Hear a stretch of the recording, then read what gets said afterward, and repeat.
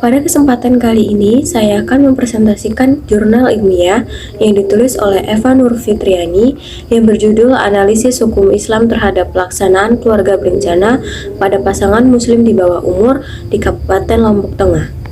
Seperti pada jurnal umumnya, terdapat pendahuluan yang dilatar belakangi oleh perkawinan anak bagi bangsa Indonesia tidak dapat dilepaskan dari kondisi sosial, ekonomi, budaya, serta agama yang berkembang dalam masyarakat. Pengaruh terhadap konsep agama juga sangat kuat dalam pelaksanaan perkawinan anak di Indonesia. Adalah suatu kebiasaan bagi hukum untuk mengakomodasi praktik keagamaan dengan cara membebaskan mereka dari ketentuan umum yang harus dilakukan.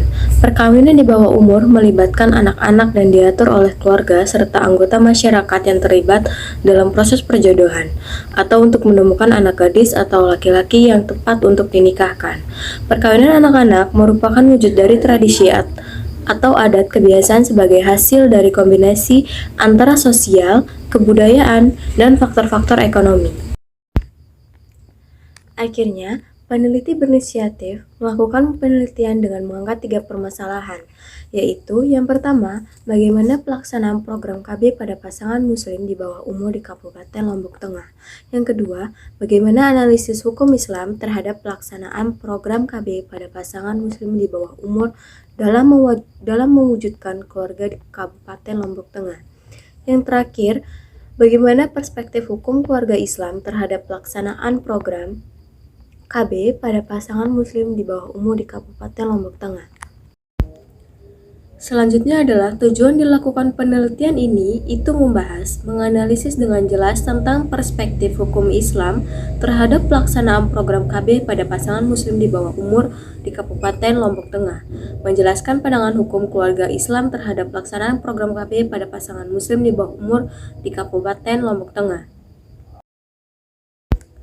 Bagian ketiga, jurnal ini adalah metode penelitian yang berisi 2 poin penting, yaitu penelitian ini menggunakan metode deskriptif dengan pendekatan kualitatif.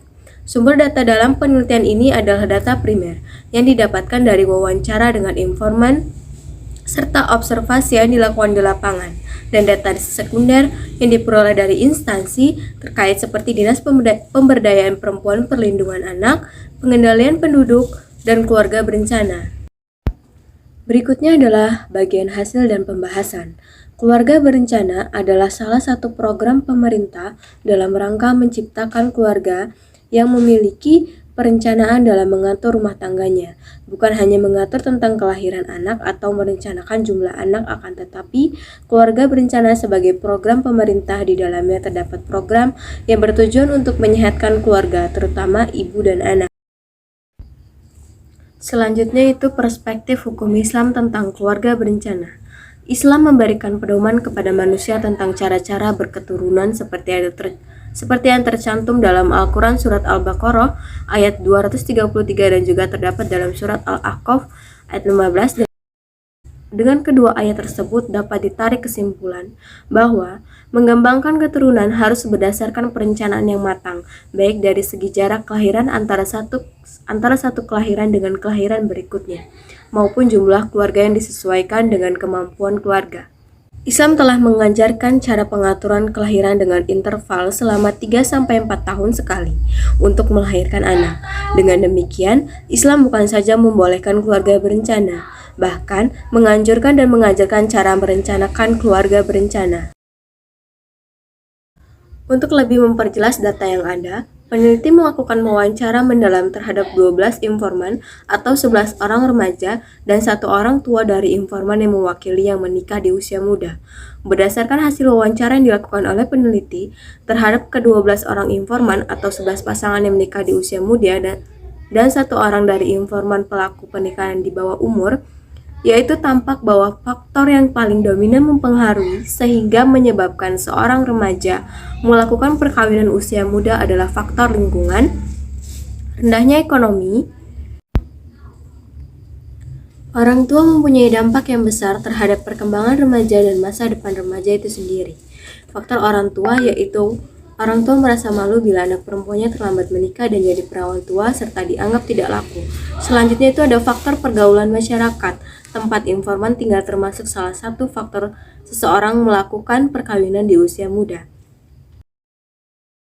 Faktor lain yang menyebabkan seorang remaja melakukan perkawinan usia muda di Tanak Awu, Kecamatan Pujut, Kabupaten Lombok Tengah dapat diklasifikasikan ke dalam 4 kategori yang saling berhubungan, yakni inisiatif atau dorongan dari anak itu sendiri, dari lingkungan dan pergaulan, pola asuh keluarga, dan ekonomi keluarga.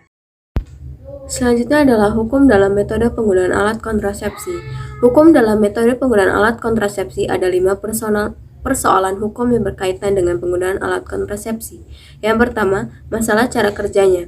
Apakah mencegah man'u al-hamil atau menggugurkan isqat al-hamil? Yang kedua, sifatnya. Apakah hanya pencegahan kehamilan sementara atau bersifat tahkim? Yang ketiga, masalah pemasangannya. Bagaimana dan siapa yang memasang alat kontrasepsi tersebut? Hal ini berkaitan dengan hukum melihat aurat orang lain. Yang keempat, implikasi alat kontrasepsi terhadap kesehatan penggunaannya. Yang kelima, masalah bahan yang digunakan untuk membuat alat kontrasepsi tersebut. Alat kontrasepsi yang dibenarkan menurut Islam adalah cara kerjanya mencegah man'ul al-hamil bersifat sementara atau tidak permanen dan dapat dipasang sendiri oleh yang bersangkutan atau oleh orang lain yang tidak haram memandang aurat. Tetapi dalam keadaan darurat dibolehkan. Selain itu, bahan pembuatan yang digunakan harus berasal dari bahan yang halal serta tidak menimbulkan implikasi yang membahayakan bagi kesehatan. Bagian terakhir dari jurnal ini adalah kesimpulan. Pada bagian ini, yang dapat dipetik dari penjelasan-penjelasan tersebut ialah jika ditemukan alasan-alasan yang membolehkan seseorang melakukan pembatasan keluarga, maka agama tidak melarangnya. Mengikuti cara yang aman dan melakukan pembatasan keluarga. Hal ini dapat dikiaskan dengan apa yang telah banyak dilakukan pada zaman Rasulullah SAW, yaitu dengan menggunakan cara azil, menumpahkan sperma di luar rahim. Di dalam sebuah hadis sahih disebutkan bahwa Jabir bin Abdullah telah berkata, "Kami telah melakukan azil pada masa Rasulullah, kemudian berita tersebut sampai kepada Rasulullah. Namun beliau tidak melarang kami melakukan itu. Sekiranya sesuatu itu dilarang, maka Al-Quran pasti melarang kami." Imam Ghazali, Imam Ibn Qayyim, dan yang lainnya membolehkan cara azil. Namun dalam hal ini seseorang tidak boleh menggunakan metode pemandulan secara permanen, baik bagi suami maupun istri, karena itu jelas perbuatan melampaui batas terhadap ciptaan Allah Subhanahu wa Ta'ala.